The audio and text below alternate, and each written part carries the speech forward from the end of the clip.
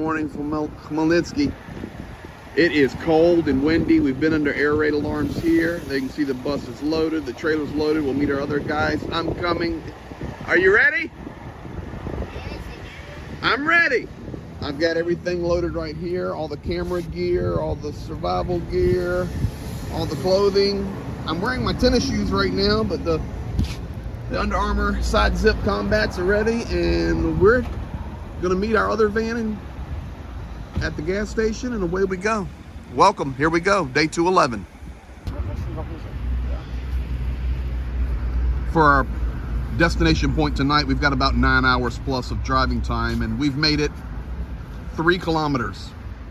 And what's most important is that we're eating. So here we have Armenian shawarma, the legend. We got Team Tigran with us. We've got Team Zhenya with us. Team Old Man Zhenya. And so here we are in Vinita. We've made it a couple of hours. And from the YouTube streams, I was messaged by a family out of Canada, and they said, well, our son's in Vinita. He's there studying. He's an artist. He's a lawyer. Any way you could meet him, he could see you. He wants to make a donation to the war effort and to what you guys are doing. So I found Michael here in Vinita, and he's checking out stuff back here with Zhenya.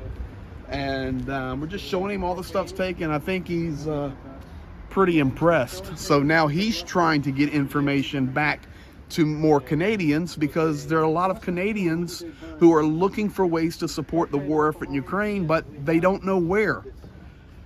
I know Red Cross, Red Cross does nothing. We're trying to tell you the truth here. So here we have Michael, Mr. Canada here. Oh. And so you like what you see? Yes, I do. Yes, I do. But this is the power of social media. This is the power of YouTube and the power of all these platforms that sometimes are terrible, but on the other hand, sometimes they're great. And this is a great example. So his parents messaged me, and then next thing you know, here we are. Gonna go down and grab a tea, and we're just showing him what's up. And people are always looking for a reputable place to donate. Yeah. So hopefully we're validating. Well, I'll let people know back home. Yeah. And, so thank you. You know what? You need to tell your dad hi. oh, hi, Dad. Hi, Mom. I found him. Greg, by the way, this is the real stuff.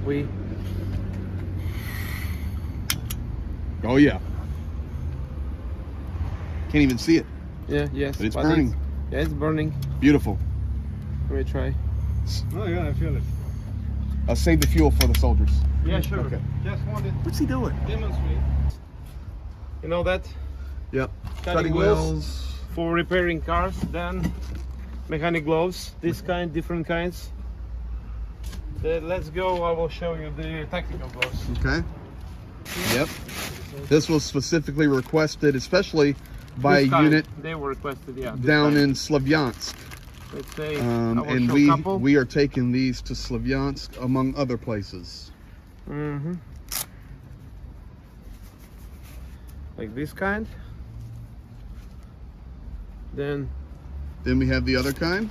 yeah, I'll show. So the big ones, let me show this kind.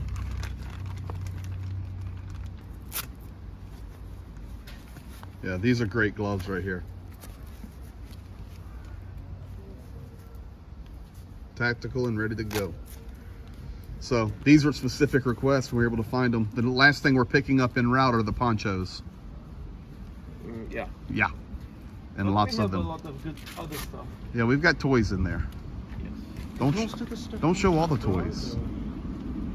Up. Wow. Just a quick stop here before we leave Vinita. You guys remember the missile strike here. And of course, this is a monument that was here to the children. You've seen on the news, it's still here. And of course, there's the famous airplane I told you guys, even when the strike happened. And of course, you can see the building here that was struck. Michael was telling me that you used the ATM the day before. Private bank ATMs right in the bottom, and Yeah. I used one the day before, and because it's a convenient location near my place. And Right. The next day, roughly Boom. similar time, it's all done. So this is Vinita. Getting it done. Thank you, Michael. Late at night, still working our way across through central Ukraine. We've come out of Uman, and now now pushing down more toward the center. We will be going through Kryvyi Rog, and then from there we'll go off grid. But a couple of things working on right now is fuel. So we really want to refuel in Kryvyi Rog, but that's not probably going to be possible because we're going to be moving after curfew time and the gas stations are closed. So we're calculating now to grab some fuel in the next city, which is, what is it? Kropivnitsky. Yeah, that's right. Forgot. But the other thing that I wanted to share with you is today, for the first time, I actually didn't see them because I was looking another direction, but we've had a couple of trucks come by, or vans come by, with the number 200 on the side of it. And I'll let Zhenya tell you guys what that means when you see a vehicle with the number 200 written on it. Yeah, Груз 200, we call it, Vantage 200. It means the dead bodies of the soldiers are being transported. So deceased soldiers are inside the vehicles with the number 200 on it, being transported back home. Yes. It's a sad sight to see, but we're continuing onward. You can see it dark late at night. You guys know, you were with us on the last two runs, that this is really what it's about once we go mobile like this. We grab what video we can and update the best we can. We're still clicking.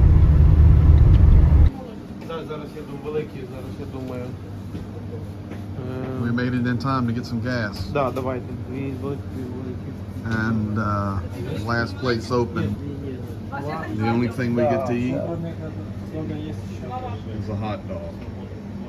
That's what happens when you're running and gunning. It's been very, very slow going tonight, but man, we're glad to see this place. This is tough. Счастлив? Очень. He's very happy. Best nation in the world. Самый лучший народ. Ukraine. Ukraine, da.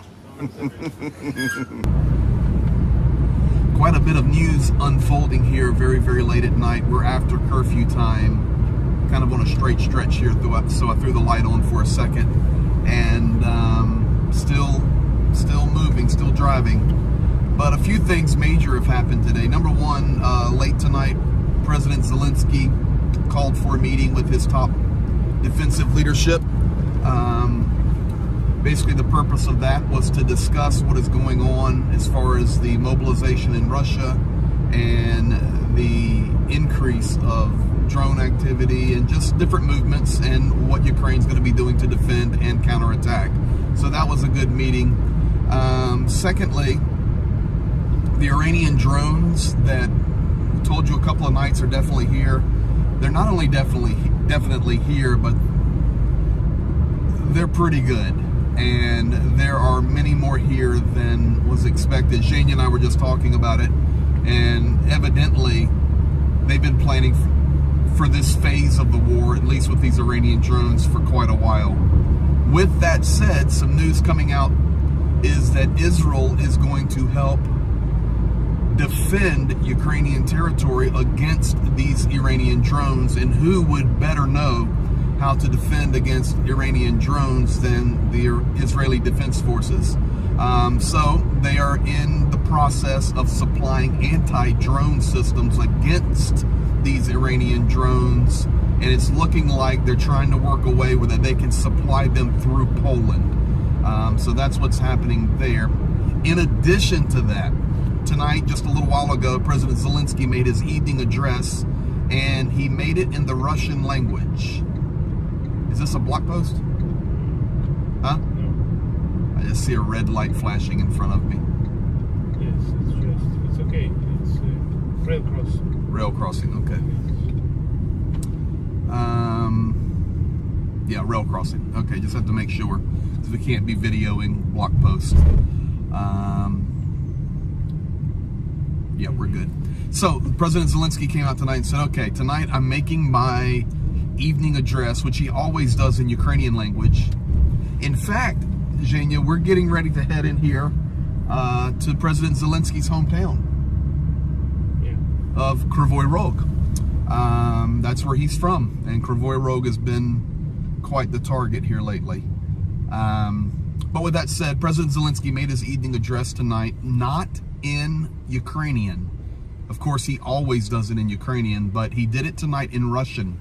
And he said this, I just was reading about it and was checking on it. And he said, tonight I'm going to do my address in Russian because I'm hoping as many Russians and Russian speakers will hear me tonight and can understand. So I will speak in the Russian language.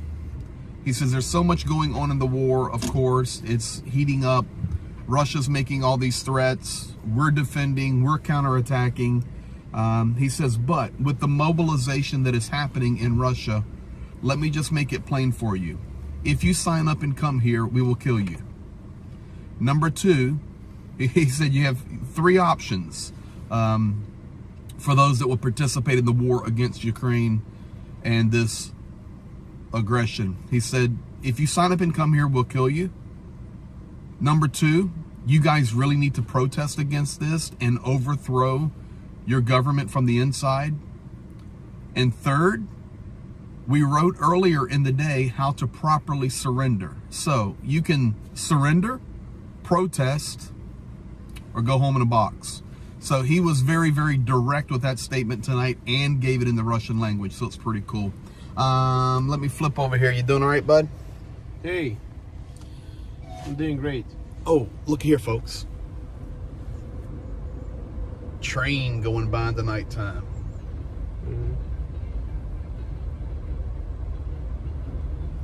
Well, we're in that region of the world where they begin to get into the coal and stuff. So, everything good?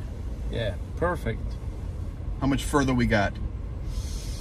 We need at least 1 hour, maybe 1 hour and a half more. And then we'll be at Sleep Place. Yeah. And tomorrow we roll. All the day. Yeah, we roll. Anyway, got a lot of new contacts, a lot of good contacts. We've got so much going on. Even we have a mobile station here, folks. I mean, all the radios, the phones, everything is going nonstop. It's like mission control here, because even while we are doing all of this and traveling, we're working on a deal to hopefully try to find a drone, because one of the members of our church that was connected, now lives abroad, was an exchange student a long time ago. She has a family member fighting near Bakhmut. They lost one of their team members, was killed, and they lost one of their 2 drones in that battle, or something of that nature. So they're looking to replace a drone.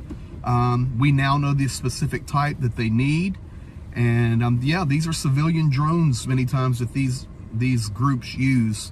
So we're in process of looking for that, and if we can find it, we're going to get it and we'll take it right to them, because where they're at is in one of the areas that we will be going later. So that's what's going on there as well. We're hunting ponchos and looking at a way to get things delivered. We're also hunting a GoPro battery I have multiple cameras here doing all of this, and need a backup battery. And it's just crazy. It's non-stop action Jackson. So there's kind of your news update for the night. And it's been very hot here all day as far as air raids, and especially now that we really are entering the central part of the nation. You know, you can pull up a map, you know where we're at for right now, but that's where we're at. And the further east we go and the further south we go, of course, it gets hotter by the kilometer. So there you have it, and we'll see what happens. We're still rolling the destination. We'll let you know when we get there.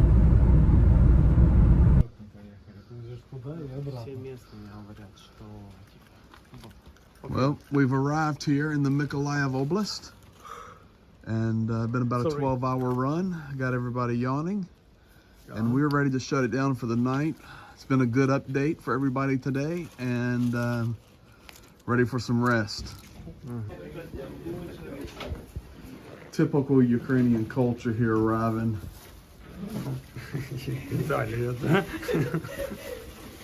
Italiansky television.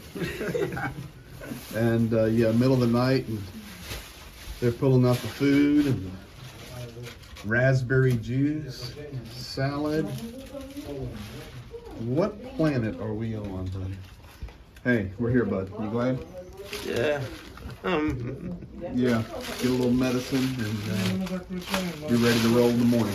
Yeah. So thank you, everybody. Safe and sound. And these are our hosts here.